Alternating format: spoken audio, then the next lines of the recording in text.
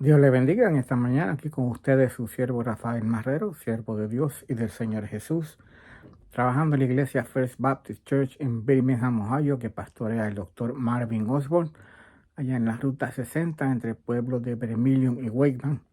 Una iglesia de habla inglesa, pero si usted entiende el inglés y no tiene una iglesia local a la que asiste, puede venir y visitarnos y recibir allí la palabra de Dios conforme a cómo está la palabra de Dios escrita y recibir el amor de Dios conforme a lo que la Biblia nos enseña de amar al prójimo como a sí mismo, como a uno mismo.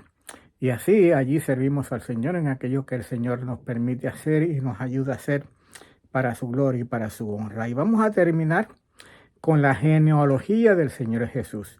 ¿Por qué? Porque hay otro evangelio que escribió también sobre la genealogía del Señor Jesús, y esa otra genealogía la encontramos en el Evangelio según San Lucas. Permítame decir de que solo en los evangelios de Mateo y de Lucas encontramos referencia a la genealogía de Jesucristo. También encontramos que Mateo presenta a Jesús como el heredero único y legítimo al trono de David y como el rey que esperaban los judíos que había de venir. Por eso, su genealogía comienza con la figura de Abraham. Mientras Lucas, su intención en su genealogía es presentar a Jesús como el Hijo del Hombre.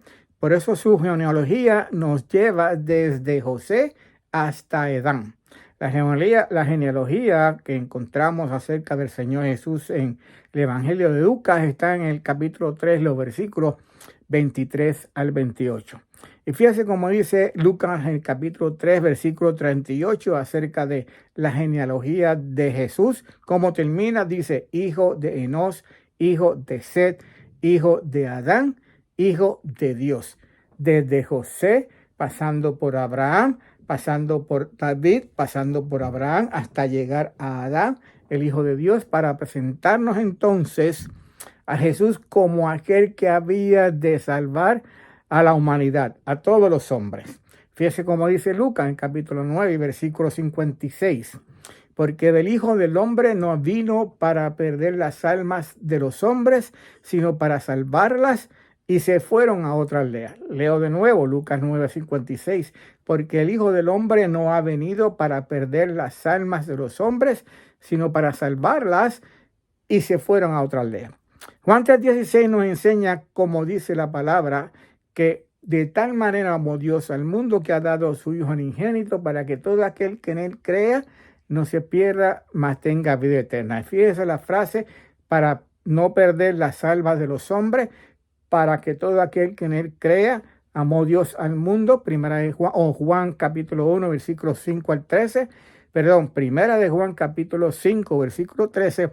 Dice, estas cosas he escrito a vosotros que creéis en el nombre del Hijo de Dios, para que sepáis que tenéis vida eterna y para que creáis en el nombre del Hijo de Dios. Y hago esta referencia a estos versículos porque hay una confusión a veces presentada por otros que quieren cambiar lo que la palabra de Dios nos dice. Hay una inclusividad en que Jesús vino a salvar los hombres, que Dios amó a todo el mundo, y eso incluye a todos. Todos tienen la oportunidad de oír la palabra de Dios, de escuchar la palabra de Dios y de creer en Jesucristo como Señor y Salvador.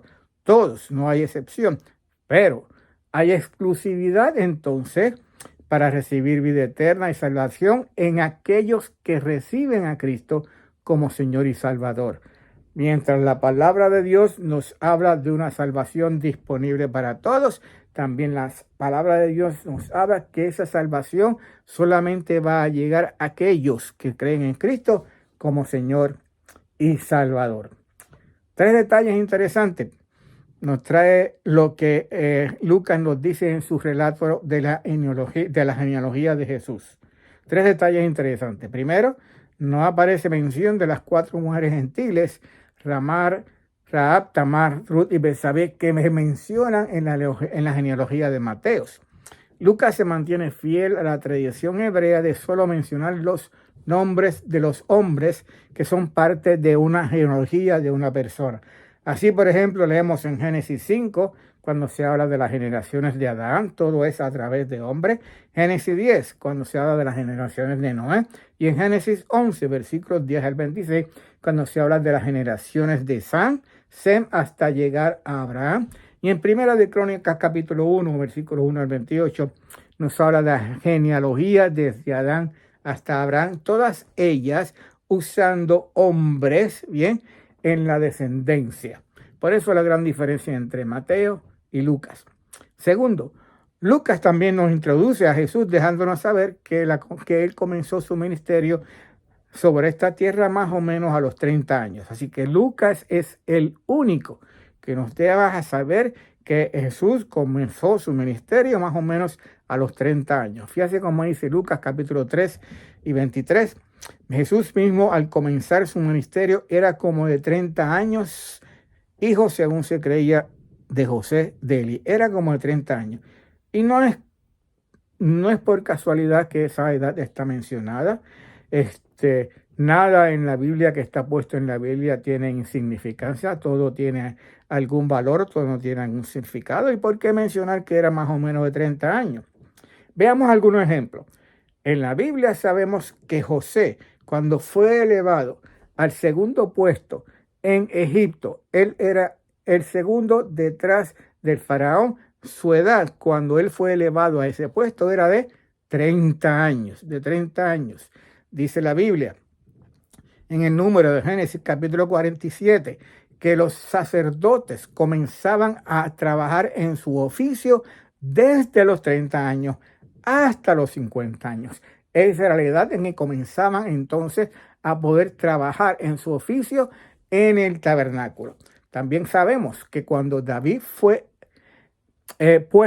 llamado, como fue reinado como rey sobre, en ese caso, Israel tenía 30 años, según de Samuel 5:4 nos dice, era de David de 30 años cuando comenzó a reinar y reinó 40 años. ¿Por qué 30 años?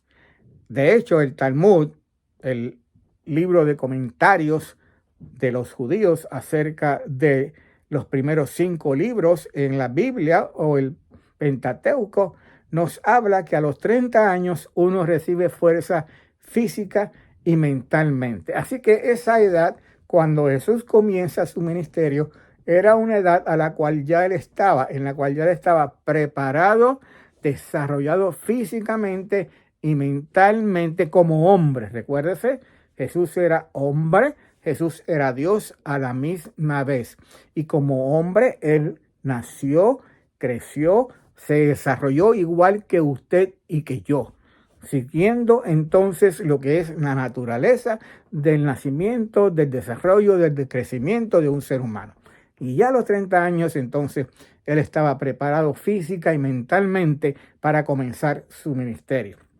Y por último tenemos que mencionar que mientras Mateo en su evangelio presenta primero la genealogía del que habría de ser rey sobre Israel, si usted va a Mateo, primero tenemos la genealogía de Jesucristo y luego detalles de su nacimiento. Lucas, por contrario, dice primero detalles en cuanto a cómo fue el nacimiento del Señor Jesús y luego su relato de la genealogía atando a Jesús como el hijo de Adán, el hijo de Dios.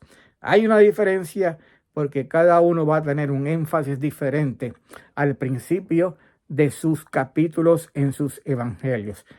El capítulo 1 de Mateo pone más que todo importancia o hace más relevante a María, la Madre de Dios, bien, mientras que Evangelio según Lucas pone más relevancia y más importancia en su genealogía a José, el padre adoptivo, el padre legal de Jesús. Así terminamos este relato de la genealogía y esperamos que sea de bendición para ustedes. Padre, gracias por tu palabra. Bendice la misma, Señor, y esperamos, señores, poder seguir adelante con el nacimiento del Señor Jesús y aprender más después de que hemos estudiado la genealogía de lo que es la importancia de conocer sobre el nacimiento del Señor Jesús. Bendice tu palabra, multiplícala, Señor, que lleve fruto a todos aquellos que la están escuchando, para salvación, para reconciliación, para consagración, porque en el nombre de Jesús que oramos. Amén.